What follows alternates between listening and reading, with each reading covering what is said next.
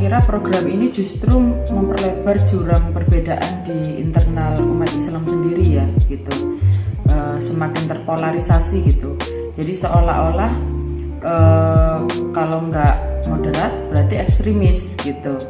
Misalnya kita lihat parameter dari program moderasi beragama itu kan salah satunya misalnya cinta tanah air, kemudian toleran ya kan, kemudian adaptif terhadap kebudayaan lokal gitu. Nah misalnya ada nih kasus orang itu lebih memilih pakai jilbab ya, daripada pakai kebaya misalnya gitu. Nah gitu aja bisa rame, bisa kemudian mempolarisasi seolah-olah yang nggak memilih kebaya itu tidak moderat dan itu ekstremis gitu, karena dia lebih memilih jilbab, sedangkan yang memilih kebaya itu moderat gitu. Nah saya kira ini justru memecah belah umat Islam, karena sebenarnya kalau kita lihat Indonesia sendiri sebelum ada program moderasi beragama ini juga kita udah dari dulu berbeda-beda. Di kalangan umat Islam pun itu berbagai macam pemikiran, mazhab gitu, dan ya nyatanya sudah teruji, nyatanya bisa hidup berdampingan gitu. Nah justru ketika program ini datang, seolah-olah umat Islam itu dipecah jadi dua, antara moderat dan ekstremis. Kalau kamu nggak moderat berarti kamu ekstremis gitu. Nah ini saya kira problemnya di situ.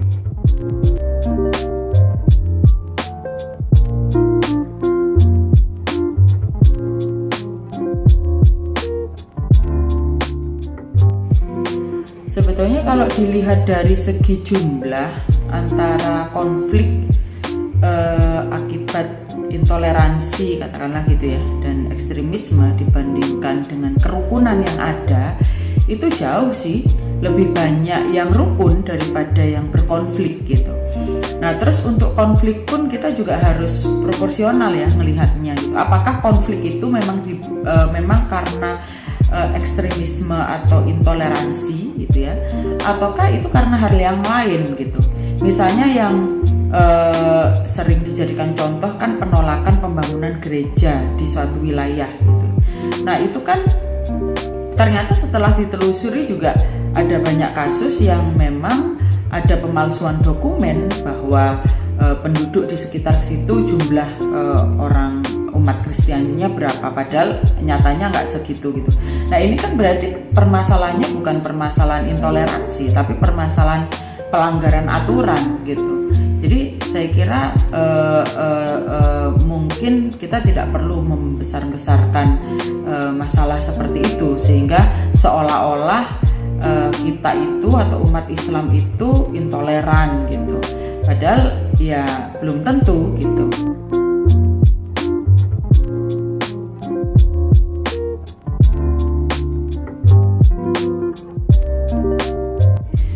Ini sebetulnya berkaitan dengan cara pandang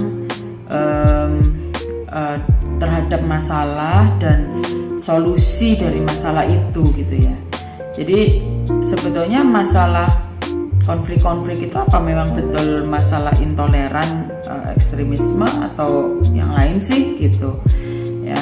Dan sebenarnya saya pribadi tidak terlalu yakin bahwa program ini adalah program yang murni dari pemerintah Indonesia, karena kalau kita telusuri dokumen-dokumen yang ada ya, istilah Islam moderat yang kemudian dipakai definisinya sebagai definisi operasional dalam melaksanakan program moderasi Islam sekarang ini itu banyak mengacu kepada dokumen dari luar, misalnya kayak dokumennya Rand Corporation ya, itu ada, bisa ditelusuri, ada Building the Moderate Muslim Network ya. Situ nampak ada kesamaan gitu ya antara definisi atau latar belakang perlunya moderasi Islam yang direkomendasikan oleh dokumen itu dengan apa yang sekarang terjadi gitu. Ya, jadi kalau kita ngelihat di sini sepertinya ada benang merah gitu. Ya bisa jadi mungkin ini tidak murni dari pemerintah gitu.